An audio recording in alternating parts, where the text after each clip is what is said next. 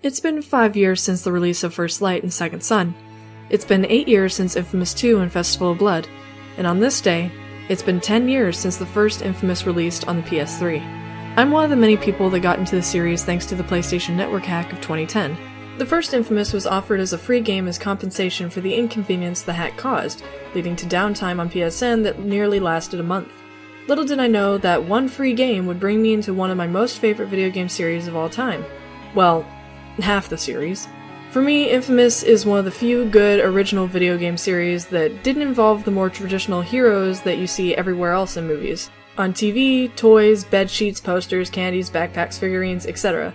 The game comes from one of my favorite childhood developers who made Sly Cooper, creating their own brand of superhero that is entertaining, deep, and an excellent study of the human condition.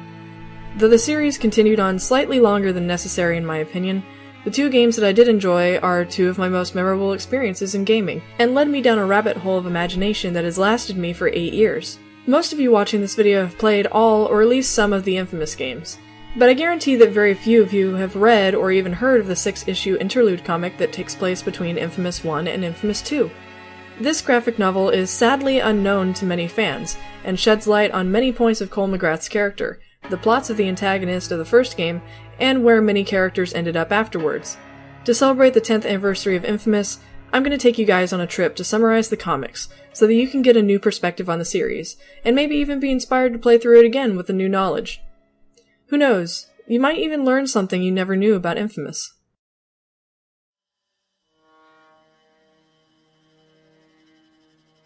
The intermediary story starts with a flashback, 4 months before the Ray Sphere detonated during Infamous 1. Inside a secret facility, Kessler has invited his government contact Moya to a demonstration of the Ray Sphere's development. Though she shows displeasure for how long the project is taking and threatens to pull the rug out from under him, Kessler assures her that what he has to show her will convince her to give him all the funding he needs. He then explains what the Ray Sphere does: collect neuroelectricity from a group of people and focus it into a single potential conduit, awakening their latent powers. Through his tests, he has found that each use of the Ray Sphere on a single subject never replaced any powers, but added on to them instead, suggesting that one person can have multiple powers. Throughout the scene, there is also a third character speaking through internal dialogue, speaking of the wrongs Kessler has committed towards him, and the revenge he seeks. Kessler then reveals to Moya this third speaker, a conduit named David Warner, who formerly was a security guard for the First Sons before Kessler used him to test the Ray Sphere on 10 separate occasions.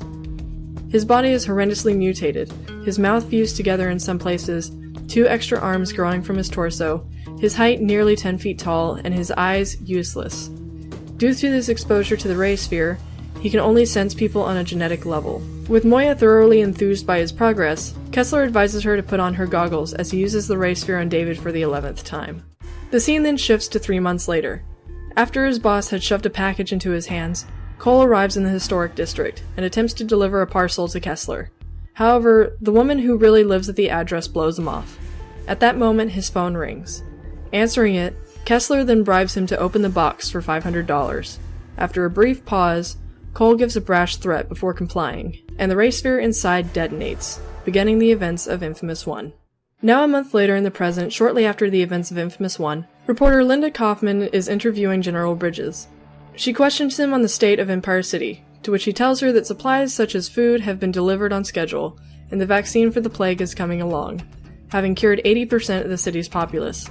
However, each panel tells a different story, of people scrounging for scraps to eat out of the garbage and dying of the plague. Everything he tells her is a lie, to save face and cover up the truth of Empire City. The scene then switches to Cole at the park in the historic district, mourning at Trish's grave.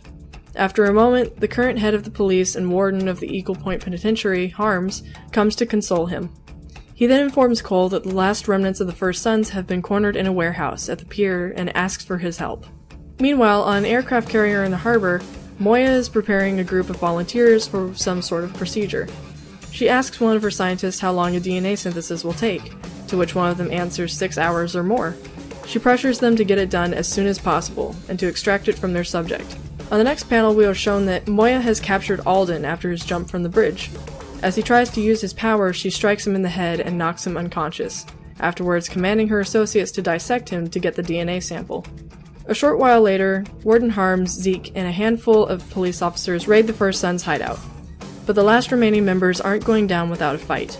Cole soon arrives, reveling in his powers to kill those who are responsible for Trish's death. After a short encounter, all the first sons have been wiped out. Zeke goes to thank Cole, but he jerks his shoulder out of his grasp and walks away, giving him a cold stare. Observant as he is, Harms deduces that the two friends have had a fallout, which Zeke confirms. Later that night, after the facility is cleared, David awakens in his chamber and manages to escape. He vows to find Kessler and take his revenge, but first finds a woman dumpster diving in an alley and consumes her neuroelectric energy. Elsewhere at the Eagle Point Penitentiary, Cole and Zeke are helping themselves to their meager dinner of canned beans. Though Zeke attempts to strike up a casual conversation, Cole only becomes annoyed by his advances until he finally explodes after Zeke apologizes for Trish's death. Having lumped Zeke together with Kessler, he asks what their former enemy has to do with anything. Laying everything bare, Cole reveals Kessler's identity as his doppelganger from the future. He shows Zeke the photograph of Kessler and Trish on their wedding day, confounding him. Continuing, he explains how he had come to the past to accelerate the race sphere's development, and give Cole his powers in order to defeat the beast before it destroys the world. Finally, he expresses how much he hates Zeke for running off with Kessler, that every time he looks at him he can only see Kessler's face laughing at him for failing to save Trish, and that he wants to strangle the life out of him. The only thing keeping him from doing so is that he is all he has left. As this is happening, David returns to his old home. He has flashbacks of when he took his job with the First Sons, having Kessler promise him compensation so that he can pay the mortgage on his house before it is foreclosed. However, he finds the body of his wife, dead after overdosing on pills. He vows to find Kessler, no matter his disguise, and sets his sights on Cole.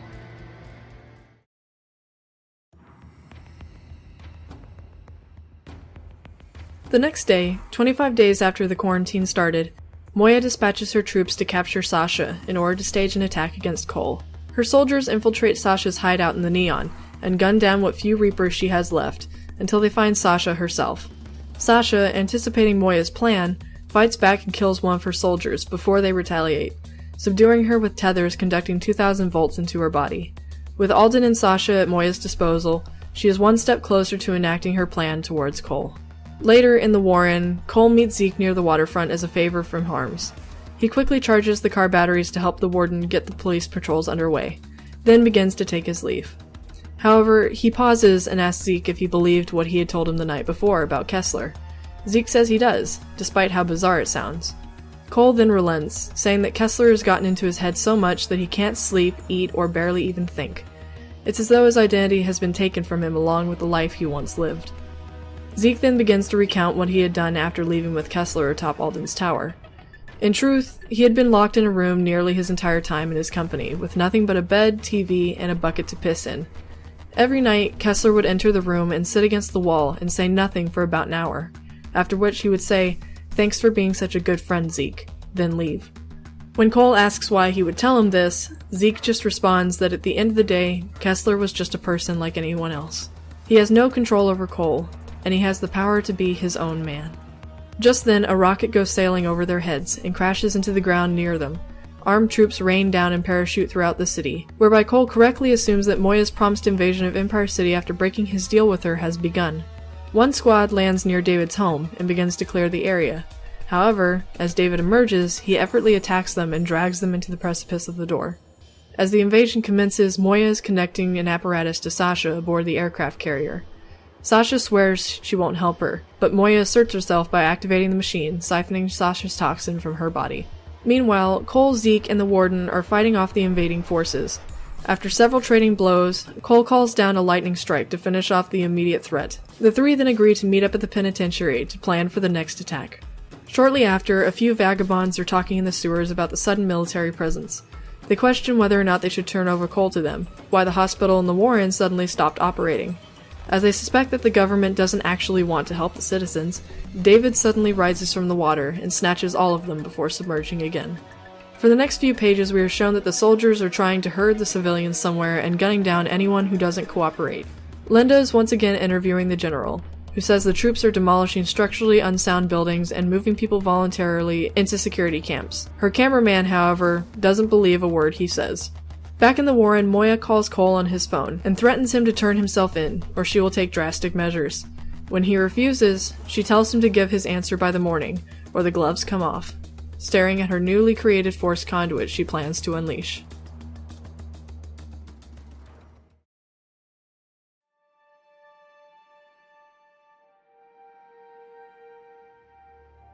Flashing back to the day of the ray sphere explosion, Kessler appears at Ground Zero and approaches Cole. He begins taking his vitals just as he did in the very beginning of Infamous 1. Activation plus 6 minutes. Pulse is 45. Respiration 10. Looking good, Cole. Returning to the present, 26 days later at the Eagle Point Penitentiary, Cole and Harms weigh the options before them. Should Cole turn himself in, Moya will pull back her troops, but any members of the Reapers, Dustmen, and First Sons in hiding will crawl out of the woodwork and reclaim the city. But if he stays, Moya will continue her invasion of the city and carpet bomb it. Harms trusts him to make his own decision, but adds the point that the city will always have a chance with Cole still around.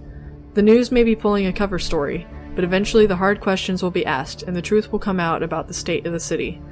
However, as they are discussing this, an alarm sounds. David has come for Cole, and he has started mercilessly murdering everyone in sight. While Zeke is trying to help the cops hold him back, a UAV belonging to Moya's troops begin to send camera footage to her. As Zeke is captured and about to be siphoned, Moya realizes that David has survived and broken free, while Cole comes to the rescue. However, just as Cole manages to land a blow and free Zeke, David easily overpowers him.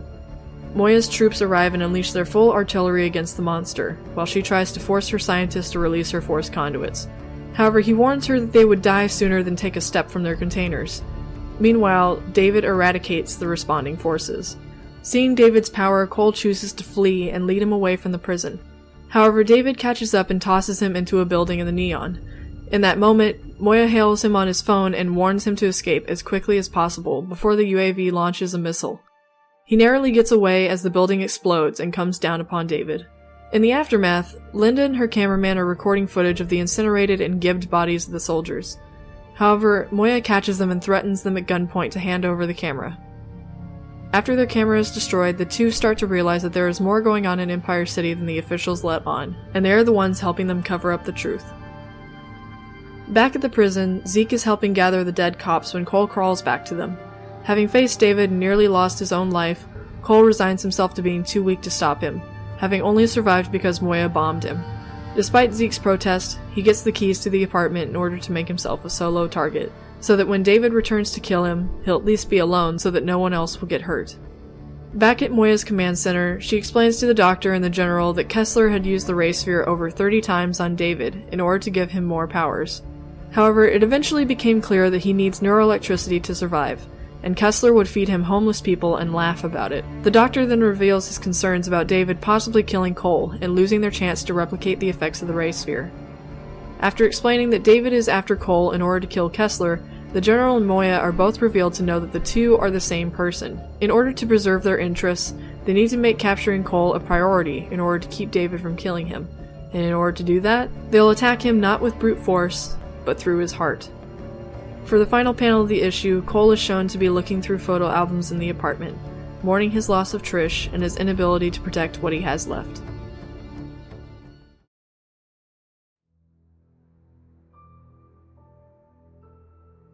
Flashing back to a couple days after the ray sphere detonated, Moya accompanies a group of soldiers in an attempt to arrest Kessler.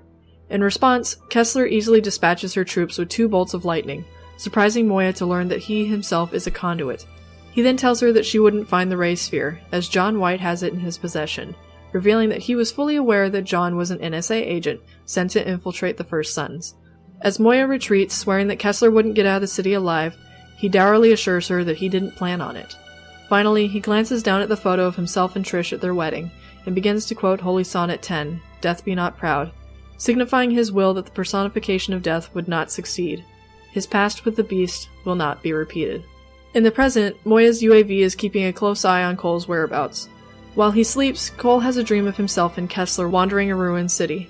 Kessler then leads him to a grassy field, and shows him 3 graves marked by crosses, belonging to Trish and his 2 daughters. Kessler then begins to blame Cole, aka his past undisciplined self, for running for so long rather than standing to fight against the beast. In the haze of his dream, Cole even feels remorse for the death of his 2 daughters he never actually had, signifying how indifferential he and Kessler are to his subconscious. Finally, the ground begins to break apart beneath his feet, and Kessler warns him that in order to do what needs to be done, he'll need to ignore all the graves along his path, no matter whose bones they hold. Cole is startled awake as he falls off the couch, unsure that he can take it much longer. Meanwhile, Zeke and Warden Harms are navigating the evacuation tunnel that leads between the Warren and the Neon, built in the 1940s to shelter from Soviet nukes. As they walk, Harms asks what came between Cole and himself, to which Zeke recounts how he tried to use the ray sphere to no avail and ran off with Kessler. Harms then begins to weave some wisdom, informing Zeke that unless he learned to forgive himself, it doesn't matter what anyone else thinks. When Zeke admits that he's trying to atone for what he did, Harms clarifies that a prison can only function if the inmates learn to forgive themselves in order to cope with what they had done.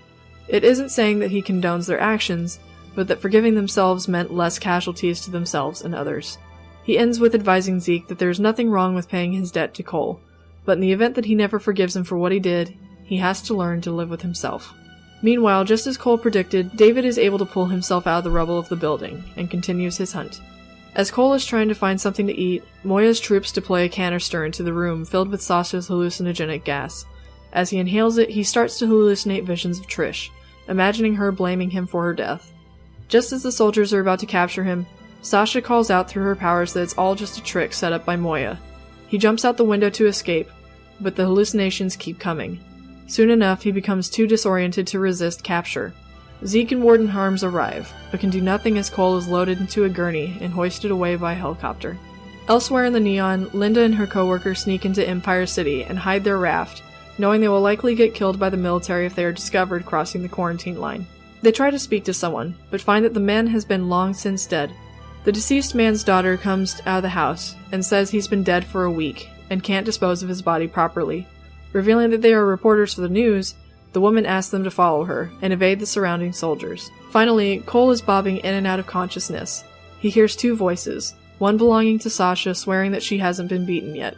Once he wakes up, he finds himself strapped to a table and hooked up to several machines, at the mercy of whatever procedures Moya wishes to conduct on him.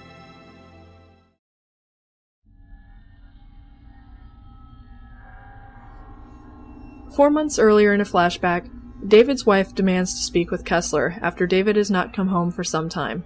Kessler lies and tells her that David quit his job as a security guard over a month ago, and if she hasn't seen him, clearly he had left her as well. All the while he's speaking to her, he is continuing to test the ray sphere on David. When the wife threatens to call the police, Kessler hangs up and hands the phone to his associate, ordering someone to watch her house at all times and to inform their contact in the police department to stay out of their business. In the present, Linda follows the woman they met in sewers beneath the Neon. She asks why the woman's father died, to which she doesn't have an answer, but that she attempted to get him over the quarantine line to ask the soldiers to bury him, but they threatened to shoot her instead. Finding out that the two reporters snuck into the city on a raft stolen from the military, she makes a deal with them that in trade for her exclusive information, they'll help her across the quarantine line to bury her father. Knowing that their network would move heaven and earth to get this story, she forces Linda to agree. She then takes them to a room with several sick people and displaced doctors, which she dubs their hospital. Back on the aircraft carrier, Moya tries to convince Cole to help her in her cause. She explains that Cole is a driving force for change, the beginning of an era of superpowered people, and that everyone would love to have him for themselves. In the last 2 weeks, they had arrested 18 foreign agents on charges of espionage, and she was looking into 8 more, including 2 out of New Marais, implying Dr. Wolf and Lucy Quo. Cole refuses, not wanting to be used as a human weapon by the government like John had warned him. Moya then admits she knew the conversation would be pointless, and produces a small cylindrical device, a tool to mind control Cole and make him do whatever she says. Meanwhile, Zeke and Harms are beginning their rescue plan. They sneak across to the Neon in rafts and evade detection by the military, making their way towards the docked aircraft carrier. Beneath the city, Linda carries out the interview with the citizens holding out in the sewer. She speaks to an EMT and learns about the real problems Empire City has been dealing with: staph infections, E. coli, diarrhea, and the plague. Not to mention that there is no food and the water purification system has been disabled. They can't stay in the sewers forever or the people with bronchitis will only get worse. But they are still grateful to Cole for telling them the location of the platform to keep the hospital. Linda then proceeds to interview the patients who are able to share their story. Back at the aircraft carrier, David begins to close in and decimate the posted soldiers. Zeke and crew are forced to hide just to stay alive. But simultaneously, Sasha escapes her holdings and begins a massacre across the ship. She makes it to the room Colt is being held and deals with the doctors. Before busting him out, she forces a kiss on him. Then Cole makes his escape by blasting a hole in the side of the ship, as she holds off the responding soldiers. Moya quickly finds out and again orders one of the scientists to release her forced conduits. As he refuses, she threatens him at gunpoint to do it anyway. As Zeke and Harms are about to retreat once again, they spot Cole escaping and rush to join up. But so does David. Without a second thought, Cole tries to keep running, knowing he's outmatched by David. But it's already too late to run. In the same moment, the reporters are exiting the sewers and happen to catch the chaos going down, and begin to record. As David catches Cole and begins to drain his neuroelectricity, he speaks on how the last memory of his wife is the sound of her voice over the phone, desperate to find him, furious that Kessler took them away from him. But in that moment, Moya's forced conduits arrive, hopefully strong enough to match David's power.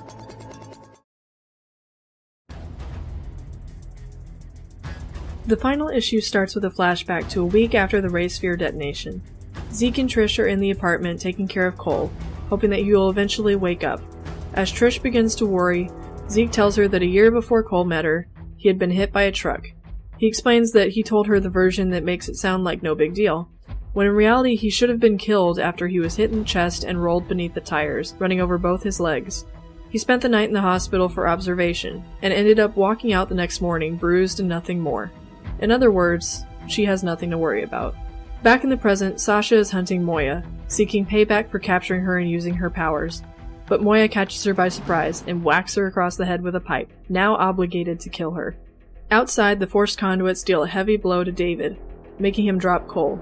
From the image we can see that all three of the Hulk-like figures have 4 diodes jutting out of their skulls, implying that they are under the influence of Moya's mind control technology to attack David and spare Cole. The two fights go down simultaneously, Sasha versus Moya and the forced conduits versus David, each trading blows back and forth. The reporters are stunned in awe as they capture the footage and bear witness to the conduits battling each other. However, military troops arrive, forcing Sasha to flee just before she's able to finish off Moya, and she jumps from the hole in the ship that Cole had made, vanishing into the water below. After this point, she is never seen again, and her whereabouts are unknown. Seeing David literally rip one of the forced conduits in half, Zeke agrees that they should run now that they have Cole. But as David continues to slaughter them, Cole becomes lost in an epiphany. As Harm shouts for him to run, Cole begins an internal monologue about his past. He had dropped out of college 6 credits short of graduating after a professor mistreated one of his friends, and ever since he's been walking away from everything. From his father, from jobs, from himself. In that moment, he vows that all of that is about to change. His days are over. He makes the choice to separate himself from Kessler, and stay and fight to protect what he cares for, before he loses everything, no matter how great the challenge. As the last forced conduit goes down, Cole uses his gigawatt blade to sever one of David's 4 arms, but in return is tossed onto the deck of the ship. In the control room, the general starts to chew out Moya for stepping out of line and allowing David to destroy $100 million worth of research because of her obsession over Cole. In response, she shoots him on the spot. Losing her disposition, she commands that every weapon at their disposal be fired upon David, and that if anything happens to Cole, that she will kill the rest of them herself. As Cole is in David's grasp again, he is pounded with heavy artillery. Cole takes advantage of this and rains several grenades down upon him. When they explode, an enormous hole is blown into the deck, and the two tumble down. Having lost sight of them, Moya rushes to join the fight and ensure Cole's safety. After using a thunderdrop and being traded a laser beam, Cole spots a canister of jet fuel and hurls it at David and detonates it just as Moya enters the room. While he's stunned and on the ropes, Cole finishes David off with a lightning storm that shreds through the hull of the ship. In that moment, David hallucinates seeing his wife and daughter, saying that there is nothing to apologize for as he fades away to the afterlife. In his moment of victory, Moya seizes the opportunity to hold Cole at gunpoint and threaten to place a $30 million bounty on him. But the ship lurches and begins taking on water. Moya falls into the rising water. Cole begins to make his escape, but pauses, seeing Moya trapped. He doubles back and hangs by some piping, holding out his hand to try and save her. But Moya knows there's not enough time, and that the water would kill him if he lingered too long. Accepting the loss, Cole runs as Moya loses her grip and drowns in the wreckage. Just as the ship capsizes, Cole makes a daring leap for the pier. He manages to catch a flimsy piece of pipe. As it gives way, Zeke reaches down just in time to catch him and pull him to safety. 2 days later, Linda's report covering the truth of Empire City goes live. News stations from all over the country begin to spread the word of the horrible conditions the citizens are forced to live in, the sinking of the ship claiming 300 lives, and Moya's egregious overstepping of authority, and Cole's fight with David. However, despite this, the quarantine will still remain in place. but at least now that the truth has gotten out, there is hope that the proper procedures will be done to help. Finally, Zeke and Cole are relaxing on the shore of the Warren. Zeke mentions that with the internet getting a hold of the footage of the fight against David, Hollywood is looking to make a movie about Cole, who jokes that maybe they'll hire him to do his own stunts. Zeke agrees, saying that CG wouldn't do his powers any justice. At that moment, Cole's phone rings.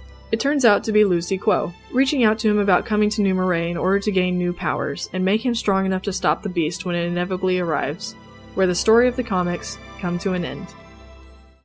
Now that I've summarized the 6 comics, it feels necessary to quickly go over exactly what makes these pages significant. What exactly do they add to the series? In other words, too long didn't watch. Here's a few plot points that are clarified in the comics. Number 1. Kessler and Moya were working together all along, and by proxy, the government was funding and supporting the development of the ray sphere. Number 2. A conduit can potentially gain unlimited powers the more they are exposed to the ray sphere, changing their physical appearance, fundamental bodily functions, exponentially making their pre-existing powers stronger, and even giving them entirely new forms of matter to control. As an aside, this should give you an implication to how powerful the beast is, or at least the one that we are most familiar with, as someone who spent a week inside the core of the ray sphere and came back from the dead with his new powers. Number 3. As John suspected, Kessler did in fact know that he was an NSA agent. Despite Wolf's skepticism, John's promotion and position in the First Sons were intentional designs. Though the answer still isn't clear, it's likely that Kessler wished for John to incite the cat-and-mouse chase for the ray sphere, and indirectly give Cole incentive to take on the challenges of Empire City, eventually becoming an ally to Cole himself. Number 4. Moya was aware that Kessler and Cole were the same person, as did her superiors by proxy.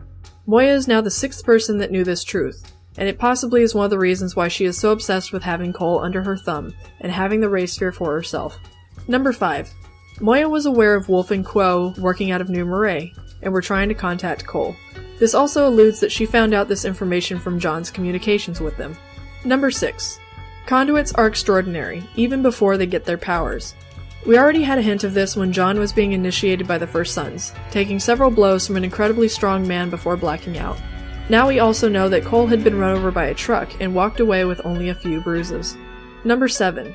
We learn that Zeke doesn't just pretend that his mistakes didn't happen from the first game. It turns out that he had undergone a great amount of character development, understanding that it was okay if Cole never forgave him. It was important for him to move on and make an effort to become a better person. But first he had to forgive himself. This specific exchange should make a lot more sense now. Hey, Zeke. I've been treating you like shit. I'm sorry, man. I screwed you over pretty hard back in Empire. I get it, man. No. You've always got my back. Thank you. Look, I don't call you brother because I like the way it sounds. Number 8. The same reporter Linda from the games is also the one who took a great risk to get the truth of Empire City to the people. The reason the world knows about Cole is because of her. However, we also see the coverage other news outlets release that mention Cole's actions killed 300 people, leading to the negative viewpoint of Cole and conduits in parts of the world, including New Moray. Number 9. We finally learn what became of Moya, Alden, and partially Sasha after Infamous 1. We now know that Alden was killed to suit Moya's needs to create her own forced conduits, that Moya drowned recklessly pursuing Cole until karma caught up to her, and Sasha is possibly at large after almost killing Moya herself and freeing Cole. However, it is unlikely that she is still alive after the Beast's attack on Empire City, if not the military presence that was sent to investigate afterward. Finally, number 10. We now see that Cole went through his own great ordeal of character development. We see how Kessler's existence and actions affected him psychologically. We see his struggle to separate his own identity from his perspective of Kessler. We also see that Cole isn't always the badass we often see him as. When the walls of his ego come down, we see his self-doubts and how much he truly cares about Zeke and Trish. It takes getting backed into a corner for him to realize that he needs to be the hero we know him for in Infamous 2, unafraid to stand against the Beast. And that concludes my video discussing the Infamous comics. Hopefully with all this information you now see the franchise in a different light. Maybe you'll be inspired to go back and replay the games with all this in mind. If you guys like this video, I also recommend that you watch my character analysis on Cole, where I go into deep detail about everything we know about him and how that affects the ending of Infamous 2. What are you guys doing to celebrate the 10th anniversary of Infamous? I know I'm going to keep working on Legacy of the Beast. And now that this milestone is passed, I'm even more motivated to try and get the rough draft done this year. Speaking of which, I thought I'd let you guys know that the rough draft has surpassed 100 chapters, and I have approximately 20 chapters left before I can move on to the second draft. I know the wait has been long, but I hope you guys are still excited to see it finished. And with that, it's time to end this video. Thank you for watching, and I'll catch you guys later.